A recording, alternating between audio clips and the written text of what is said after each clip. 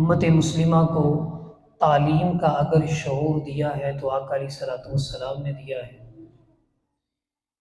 آقا علیہ الصلوۃ والسلام نے امت مسلمہ کو ظلم سے نجات عطا فرمائی ہے، غلامی سے نجات عطا فرمائی ہے، احترام مسلم کا درس دیا ہے، معاشی اصطلاحات عطا فرمائی ہیں، کاروبار کس طرح کرنا چاہیے، کمائی کے ذرائع کون کون سے ہونے چاہیے، کیسے ہونے چاہیے۔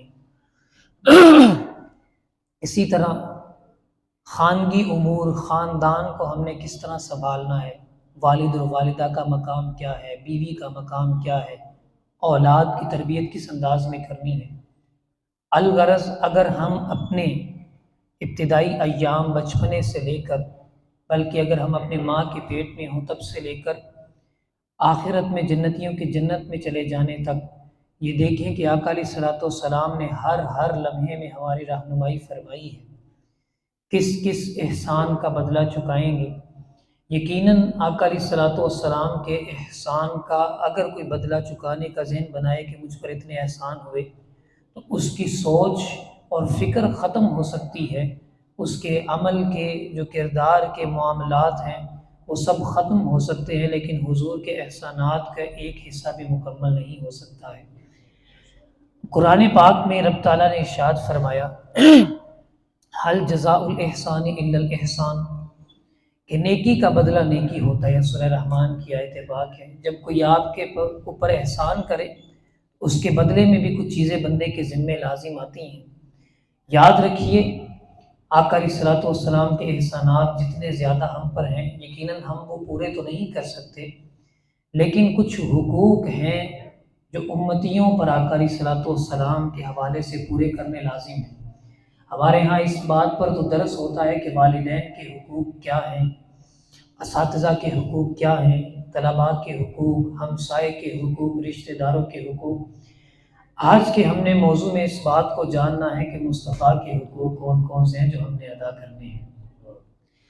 آقا علیہ الصلوۃ والسلام کے حقوق کے حوالے سے اگر ذکر کیا جائے تو یہ وہی بات ہے کہ احسانات کے بدلے میں کچھ بندے کے تقاضے ہیں جو ہم نے پورے کرنے ہیں، ان کو حقوق مصطفیٰ کا نام دیا جاتا ہے۔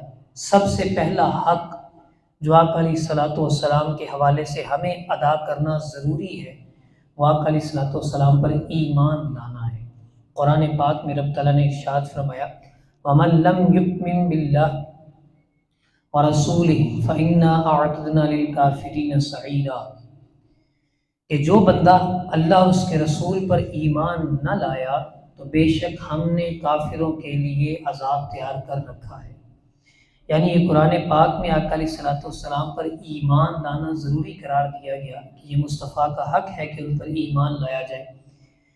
آقا علیہ الصلوۃ والسلام نے خود بھی ارشاد فرمایا اس ذات کی قسم جس کے قبضہ میں مجھ محمد کی جان ہے، اس امت میں کوئی بھی شخص ایسا نہیں جو میری نبوت کی خبر سنے، خواہ وہ یہودی ہو یا عیسائی ہو، پھر وہ اس دین پر ایمان لائے بغیر مر جائے جو مجھے دے کر بھیجا گیا ہے، اگر وہ اس پر ایمان نہیں لے کر آتا تو حضور فرماتے ہیں وہ جہنمی ہوگا۔ یعنی یہ آقا علیہ الصلوۃ والسلام پر ایمان لانا یہ حقوق مصطفیٰ میں سے پہلا اور اولین حق ہے۔ اور آقا علیہ الصلوۃ والسلام پر ایمان لانا یہ تو اتنی عظمتوں کا بیان ہے، اس میں اتنی رفعتیں ہیں۔ یاد رکھیے ایک ہوتا ہے دعویٰ، ایک ہوتی ہے اس پر دلیل۔ جب بندہ ایمان لانا چاہتا ہے نا تو اس کے لیے ایک کلمہ مقرر ہے۔ جب کوئی بندہ ایمان لانا چاہے تو اسے کہا جاتا ہے کہ پڑھو لا الہ الا اللہ محمد رسول اللہ۔ اس کلمہ کے ذریعے وہ ایمان کے گوشے میں داخل ہو جاتا ہے اور حقوق مصطفیٰ میں سے پہلے حق کو بھی ادا کر لیتا ہے۔ لیکن اگر آپ اس پر غور کریں تو اس کا جو پہلا جملہ ہے یہ ایک دعویٰ ہے، اور اس کا جو دوسرا جملہ ہے یہ ایک دلیل ہے۔ لا الہ الا اللہ کا مطلب ہے کوئی معبود نہیں مگر اللہ۔ اللہ تبارک و تعالیٰ نے اپنے رب ہونے کا دعویٰ فرمایا ہے کہ عبادت کے لائق کوئی بھی دنیا میں نہیں ہے۔ حالانکہ ہم دیکھتے ہیں دنیا میں سینکڑوں لوگ ہیں، کوئی بتوں کی پوجا کرتے ہیں، عبادت کرتے ہیں، کوئی سورج کی عبادت کرنے والے ہیں، کوئی آگ کی عبادت کرنے والے ہیں، کوئی ستاروں کی عبادت کرنے والے ہیں۔ تو رب تعالیٰ نے دعویٰ فرمایا کہ میں معبود ہوں، میری ہی عبادت ہونی چاہیے، میرے علاوہ کسی کی عبادت نہیں ہو سکتی۔ اب یہ بہت بڑا دعویٰ ہے، عبادت کا دعویٰ کوئی عام دعویٰ نہیں ہے، کیونکہ جو بھی عبادت کا دعویٰ کرے کہ میری عبادت کرو تو پھر اس پر حکم کفر آتا ہے، یہ ایک بہت بڑا دعویٰ والا معاملہ ہے۔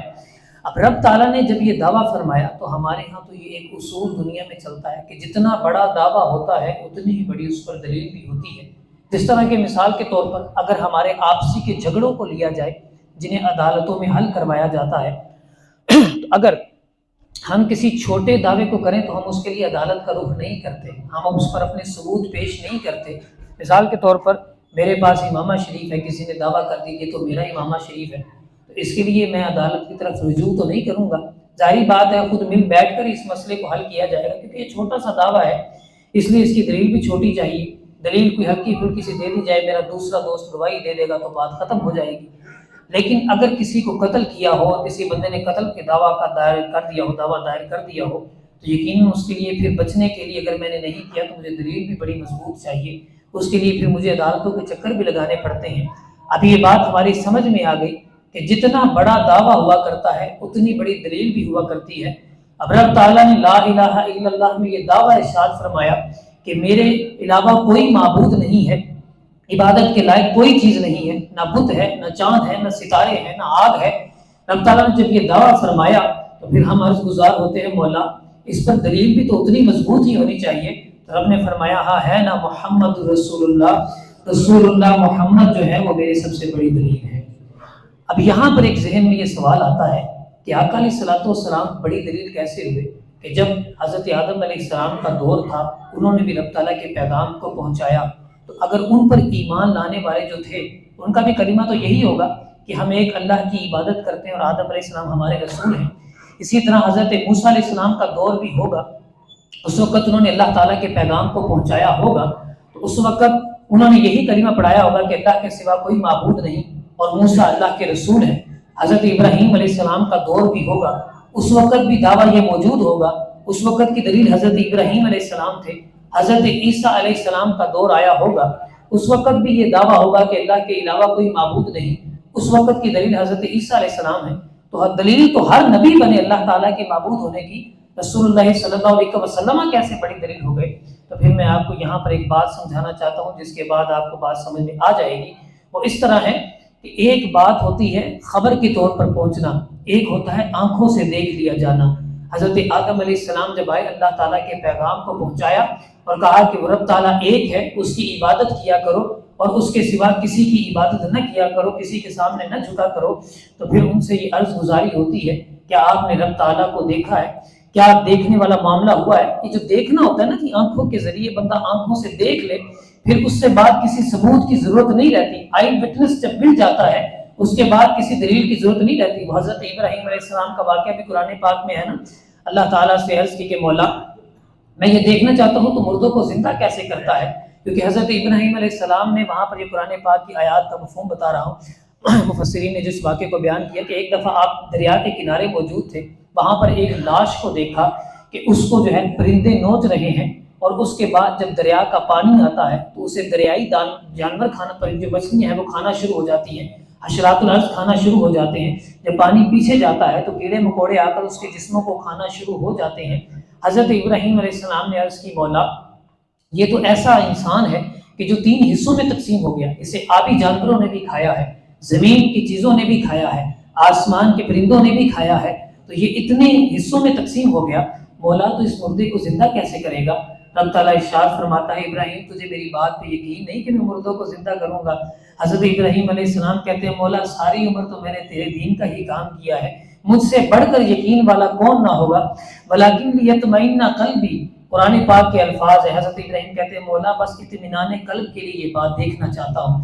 تو پھر رب تعالیٰ نے ارشاد فرمایا 4 پرندوں کو لو، قرآن پاک میں واقعہ مذکور ہے، 4 پرندوں کو لیا، ان کو ذبح کیا، ان کا گوشت مکس کیا، مکس کرنے کے بعد رب تعالیٰ نے ارشاد فرمایا ہر ایک کا سر اپنے ہاتھ میں رکھنا، اس مکس کیے ہوئے گوشت کی طرف اشارہ کر کے جس جانور کو بلاتے چلے جاؤ گے وہ تمہارے پاس آتا چلا جائے گا۔